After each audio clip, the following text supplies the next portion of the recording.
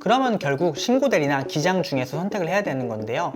신고대리의 가장 큰 단점을 보자면요, 신고대리를 맡겼을 때서야 비로소 내 1년치에 대한 세금이 얼마일지를 알 수 있다는 거예요. 갑자기 부가가치세 낼 때 돼서, 종합소득세 낼 때 돼서 1000만 원입니다, 200만 원입니다. 대표님들 정말 당황하시죠. 게다가 요즘은 플랫폼으로 정말 많은 업체를 관리하면서 저가 기장료를 내세우는 곳이 많기 때문에 이런 판단이 더 어려워지는 게 사실이고요. 업체 상황에 따라서 제가 앞서 말씀드린 서비스들이 필요 없는 경우도 물론 있어요. 이럴 때는 매달 발생하는 고정비용 낮추는 게 더 현실적으로 도움되실 수 있으니까 내가 사업을 어떤 식으로 꾸려가고 싶고 그 꾸려가는 과정에서 어떤 세무 파트너를 만나야지 도움을 제대로 받을 수 있는지 그 부분을 고민해 보시고 찾아보시면 너무나 좋은 결과가 따라올 거예요. 안녕하세요. 세무회계 금백 대표 세무사 전정치입니다. 우리가 세무사한테 세금 신고를 맡기는 방법은 크게 두 가지가 있어요. 바로 신고대리하고 기장이죠. 신고대리는 부가가치세, 종합소득세, 법인세 같은 신고가 필요할 때 세무사에게 그 신고 한 건만 부탁하고 그에 대한 수수료를 지급하는 방식이에요. 반대로 기장이 있는데 장부를 기록한다는 의미로 대표님 사업체에서 발생하는 수익과 비용을 평소에도 관리해드리는 방식이에요. 신고대리처럼 신고가 필요할 때만 세무사를 찾는 게 아니라 평소에도 세금 관리를 세무사에게 꾸준히 받는 방식인 거죠. 먼저 저는 대표님께서 직접 신고하는 방식은 권해드리지 않아요.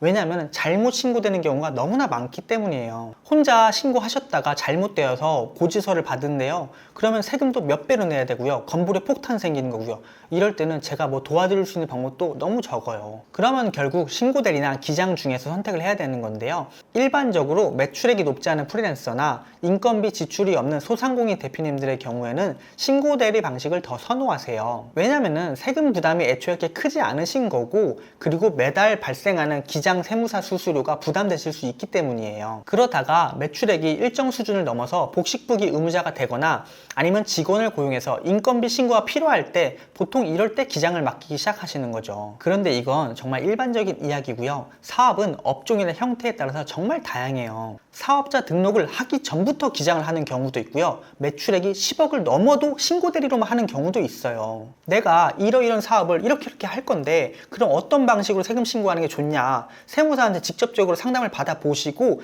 그에 따라서 결정을 하시는 게 좋은 거예요. 그럴 때 저는 대표님에게 솔직하게 말씀드려요. 기장은 아직 안 맡기셔도 된다. 신고대리 방식으로 하면은 수수료에서 오히려 대표님이 더 유리하시다. 신고대리로 맡겼다고 해서 신고대리 할 때만 연락할 수 있는 거 아니에요.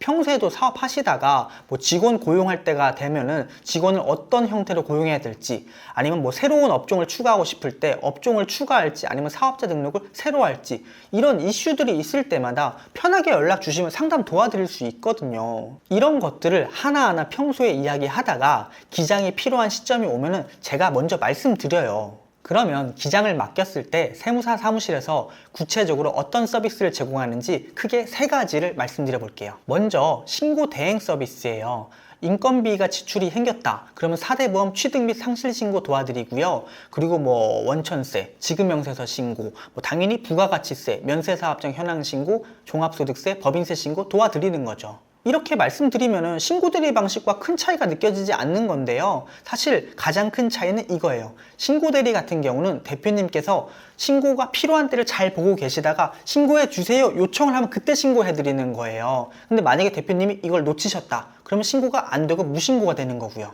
저희가 먼저 챙겨드리기가 사실 어려운 구조가 있어요. 반면에 기장 같은 경우는 저희가 먼저 챙겨드려요. 대표님 이번에 부가가치세 신고 이때 해야 되는데 이런 자료 필요하고 이렇게 하면 좋을 것 같아요.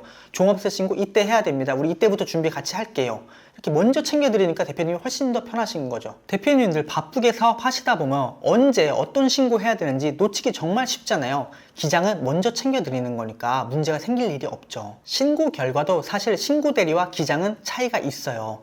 우리가 1년에 한 번 신고할 때만 업체에 대해서 파악하고 신고를 도와드리는 것과 평소에도 그 업체를 관리하면서 업체 내용을 잘 알고 신고를 도와드리는 거는 당연히 결과가 차이가 날 수밖에 없어요. 세금이 달라진다는 얘기죠. 두 번째는 세무자문, 즉 절세 컨설팅이에요.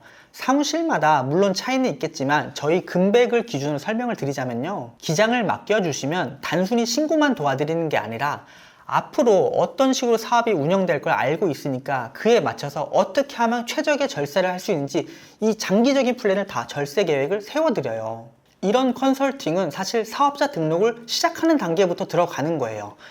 사업자 명의를 누구로 할지, 사업장 위치는 어디로 할지, 그리고 업종 코드는 뭐가 유리할지, 간이과세자로 할지 또는 일반과세자로 할지 이런 것들을 하나하나 저랑 대표님이랑 얘기해가면서 계획을 짜두는 거죠. 사업이 시작된 후에는 매출 누락은 어떻게 방지할지, 비용 관리는 어떻게 해야 되는 건지, 그리고 노란우산이나 퇴직연금은 언제 얼마 정도를 가입해야 되는 건지, 그리고 신고를 할 때 각종 공제 감면은 어떤 걸 얼마 정도 넣는 게 최적일지 이런 것들을 다 제가 고민해드리고 같이 공유하는 거예요. 더 크게 한번 보자면요, 법인 전환은 언제 어떤 방식으로 하면 최적일지, 그리고 사업용 부동산을 구매한다면 자금 조달은 어떻게 해야 될지, 그리고 법인의 주주 구성은 어떻게 될지 이런 것들까지 다 상담을 할 수가 있는 건데, 신고 대리는 사실 이런 부분까지는 하기 어려운 점이 있는 거죠. 세 번째는 상반기 결산과 매월 실적 보고서예요. 신고 대리의 가장 큰 단점을 보자면요, 신고 대리를 맡겼을 때서야 비로소 내 1년치에 대한 세금이 얼마일지를 알 수 있다는 거예요.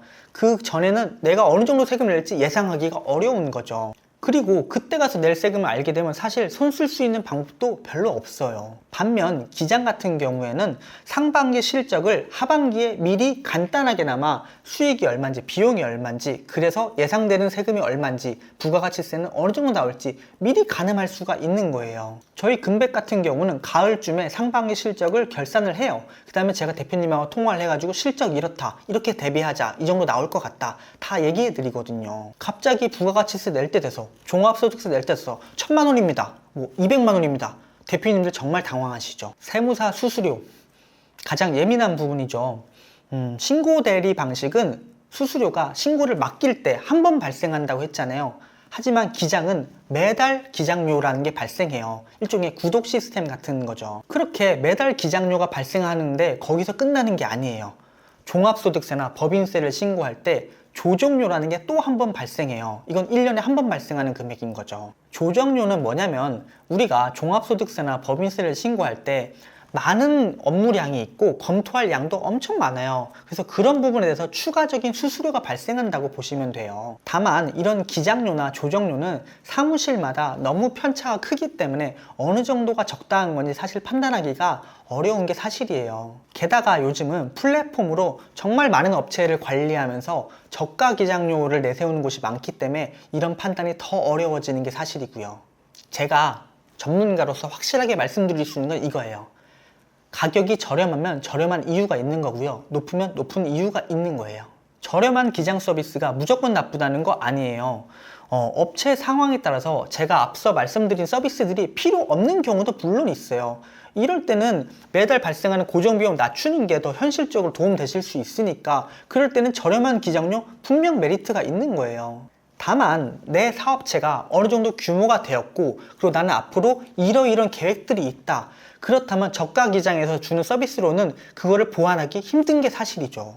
제대로 된 전문 서비스를 받는 게 내가 내는 수수료보다 훨씬 더 큰 이득으로 돌아오는 거잖아요. 얼마가 적당하다는 정답은 없어요. 단지 수수료 자체보다는 그 수수료에 걸맞는 서비스를 제공하고 있는지, 그 서비스가 나한테 필요한 부분인지를 잘 고민해 보셔야 되는 거예요. 그래서 저 같은 경우는 기장 상담을 할 때 기장료를 제일 마지막에 말씀드려요. 대표님이 현재 어떤 상황에 처해 있고 앞으로 어떤 사업을 하실 건지, 얼마나 키워나가고 싶은 건지, 그럴 때 어떤 서비스가 필요한 건지 정확히 듣고, 그럼 나는 어떤 서비스를 제공해 드릴 수 있는지 정확히 설명드리고, 그런 대가로 이 정도의 수수료를 받아야 된다고 서로 합의를 하는 문제인 거죠. 단순하게 매출액이 얼마니까 기장료 얼마, 직원이 몇 명 있으니까 기장료 얼마, 이런 식으로 접근하는 것 자체가 아닌 거죠. 오늘 이 영상을 보신 대표님들께서는 내가 사업을 어떤 식으로 꾸려가고 싶고, 그 꾸려가는 과정에서 어떤 세무 파트너를 만나야지 도움을 제대로 받을 수 있는지 그 부분을 고민해 보시고 찾아보시면 너무나 좋은 결과가 따라올 거예요. 기장 상담이 필요하시면 아래 금백 카카오 채널로 연락 주시면 자세하게 상담 도와드릴게요. 오늘 영상 도움 되었길 바라겠습니다. 감사합니다.